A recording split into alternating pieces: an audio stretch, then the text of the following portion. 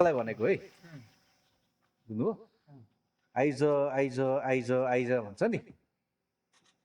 so भेट्नलाई आतुर प्रेमिकालाई address गरेको है यो प्रेमीले चाहिँ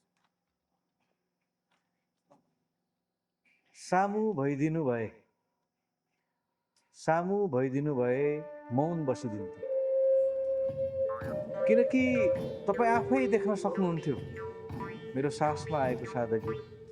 चालमा आएको स्थिरता अनि मुहारमा चढेको मोह अनि त्यसबेला बुझ्नुहुन्थ्यो बोल्नु छैन हजुरसँग मलाई त सुन्नु छ दुई मुटु धड्किँदाको लाजैको सङ्गीत